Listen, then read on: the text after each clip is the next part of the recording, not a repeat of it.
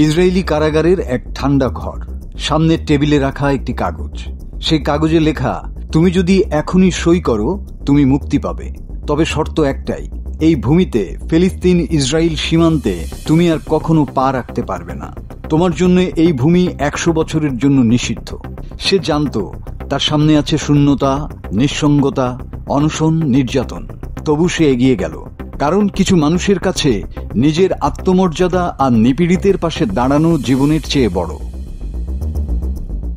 Israel যখন ফিলিস্তিনে ত্রাণ প্রবেশ করতে দিচ্ছিল না, তখন গ্রেটা থুনবার্গের নেতৃত্বে 12 জন মানবাধিকার কর্মী ত্রাণ ভর্তি জাহাজ নিয়ে গিয়েছিলেন ফিলিস্তিন, কিন্তু ইসরায়েলি বাহিনী তাদের আটক করে। গ্রেটা থুনবার্গের পূর্ব পরিচয়ের জন্যই মাদালিন জাহাজের অভিযান নিয়ে আলোচনাটা প্রথমে বেশি হয়েছিল। অনেকেই গ্রেটাকে কেন্দ্র করে প্রশংসায় ভেসে গিয়েছিলেন, তবে কিছু সময়ের মধ্যেই আলোচনার দিকটা বদলে গেল। তখন কথাবার্তা যেন মুসলমান বনাম অমুসলমান হয়ে দাঁড়িয়েছিল। অথচ মাদালিন জাহাজের 12 জন যাত্রীর মধ্যে 4 জন ছিলেন মুসলমান।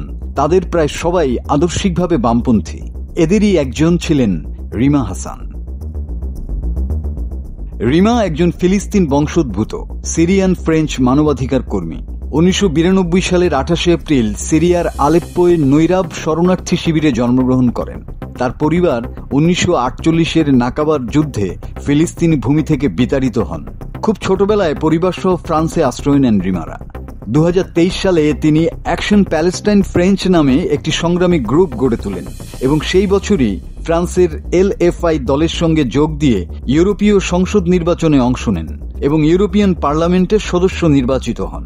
রিমা ফিলিস্তিনের মুক্তির পক্ষে সোচ্চার ছিলেন সবসময় এবং ইউরোপের রাজনৈতিক অঙ্গনে ফিলিস্তিনের স্বাধীনতার প্রশ্নটিকে শক্তিশালীভাবে তুলে ধরার জন্যই তাকে অনেকেই ভয়হীন কণ্ঠ বলে অভিহিত করেন।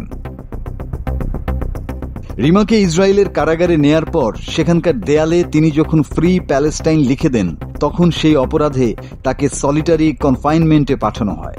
এর প্রতিবাদে রিমা অনশন ধর্মঘট শুরু করেন। তার সাথে যুক্ত হন ব্রাজিলিয়ান মানবাধিকার কর্মী থিয়াগো আভিলাও।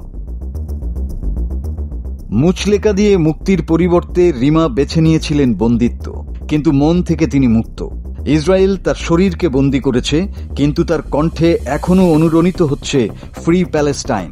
এটাই সত্যিকারের সাহস, এটাই বেঁচে থাকার অর্থ, এটাই ইতিহাসের গায়ে লেখা এক নতুন অধ্যায়। মাসুদ হাসান, বাংলা টিভি।